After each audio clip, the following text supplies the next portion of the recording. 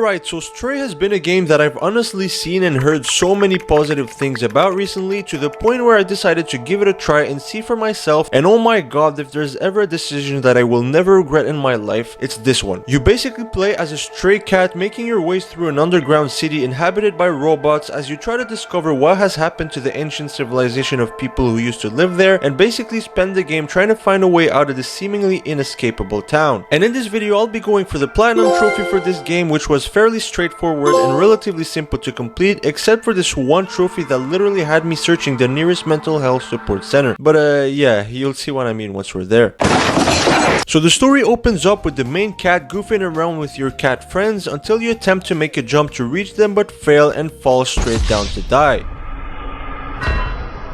But of course you wouldn't have a game if the character just died right there, so you get up to unlock the first trophy of the game and find yourself in what we later discovered to be a cyberpunk city full of robots and disgusting creatures called Zurks, which I still see in my nightmares. And after completing chapter 1, we reach chapter 2, and I will never forgive the devs for putting such an insane trophy this early into the game. After making your way around, you reach an area where you get attacked by these Zurks and you have to try and escape, but without any of them ever latching onto you even once during the entire sequence, and if you do, well then you have to restart the whole checkpoint. This was so hard because there were so many of them, and even if you managed to dodge one, there'd be other ones jumping across in the opposite direction, and so you'd fail the challenge. I literally spent almost like an hour trying to do this until I eventually was about to smash my controller, so I decided to take a break and come back, and then on attempt like 50 something after coming back from my break, I got past one of the harder sections of the challenge, and finally,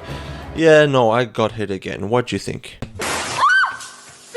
But then finally, after having already dialed the suicidal help number, I finally did it, and the relief was unreal. And so I finally got the trophy Can't Catch Me as well. And then after a good bit of exploration, you made this little robot called B12, who would later turn out to be your main companion during the game, and also used to be a human scientist who transferred his mind into this robot, helping you hack things and translate robots. And this is where you unlock the Not Alone trophy, followed quickly by the other trophy for having B12 translate the first robot. However, B12's memory was damaged, so a big part of the game was also just piecing his memories back together to find out what happened to the humans who used to live there, which he was a part of. During the next part, you meet a bunch of robots called companions, and you basically find out that there's a sort of resistance group trying to escape the city as well and find a way back to the normal world. So you spend this part of the story meeting different robot companions, and they give you a bunch of tasks necessary to reach the final goal. And during this chapter, I unlocked 3 trophies for one, pushing this basketball into the bucket, then for just putting this bag on the cat's head, and also for just browsing through all of the TV channels in a little TV found in chapter 4. Now, not much happened in this chapter story-wise, it was mostly just collectible grinding, and randomly I quickly unlocked a little chatty trophy for mewing 100 times, and also the catapult trophy for jumping 500 times. Then after meeting a bunch of the outsiders who also dream of escaping the city, you meet this musician who plays all 8 sheets you give him, and after waiting like 10 minutes for him to play all the songs, we unlock the Meowlody trophy. Next, we reach a part of the story where you have to make your way through the Zurk infested sewers with a fellow outsider called Momo, and for the next trophy you had to get through the entire sequence without using the only weapon against Zurks you are given. And of course I failed a few times, so a while later I unlocked the No More Lives trophy for dying 9 times. But then after escaping all of the Zurks and these weird eyes that popped out, I got undone and unlocked the pacifist trophy as well. And then after reaching the other side, we came across a little town of robots, and after ruining these 2 robots' game, we unlocked the Catastrophe trophy. And also a while later I unlocked the Nuzzle trophy for nuzzling up against 5 robots. And then finally we reached the final big part of the game, Midtown, where we straight away unlock a trophy for reaching it and discover that it seems to be the most advanced part of the city under heavy surveillance by Sentinels, who basically act as police enforcers during the entire game. I then came across a robot who was looking for his keys, so after giving them to him I unlocked the badges trophy for collecting all of the badges in the game. And also, since this part was under heavy surveillance, it meant that the Sentinels were everywhere and had their drones scanning everything. And so if you managed to get through all of Midtowns without ever getting spotted, you unlocked the Sneak Kitty trophy. Then a while later, after scratching this thing, I unlocked the Scratch trophy, and then after getting betrayed by our friend Blazer, who was originally supposed to help us find an atomic battery that we were gonna need to power up the subway station we were planning on using to escape out of here, we find ourselves in a prison along with our friend Clementine as we unlock unlock the Alcatraz trophy. But of course we escaped the prison within like 15 seconds, and this whole part was basically just a huge escape sequence where we try to escape without getting caught by the Sentinels. And after Clementine making a sacrifice play to distract them so that we can get to the subway station, we use the atomic bomb we collected to power the station up and reach the control room, which happens to be the final chapter of the game. We then find out that this was basically the room used to control the entire city and the one Sentinels used to make sure the city remained hidden. And after completing the final scratch of the game and having B12's memory entirely restored, we unlock the territory trophy and the I Remember trophy. And finally, after a good bit of hacking, B12 makes another sacrifice play by hacking the terminal to open up the city, knowing it will destroy itself and losing all its memories too. So we finally managed to unlock the city and finally free all of the robots, and I also used this opportunity to go for the productive day trophy, for which I just had to sleep 1 hour, but the footage got corrupted for some reason, but I still got the trophy here. And finally, as the city is unlocked, you make your way out in the open, probably to go back and meet your friends, the same friends that watched you fall to your death at the beginning, as I unlocked the final trophy of the first playthrough. And so now all I had left for the platinum was simply just the speedrun trophy, for which I just had to complete the game in under 2 hours. And it was quite simple since 2 hours is more than enough, and once I finished it, I unlocked the I Am Speed trophy, followed by the platinum trophy. So that's it for the Stray platinum, which, man, all I can say is that this is an absolutely amazing game, and thank you for watching, and I'll see you for the next platinum video.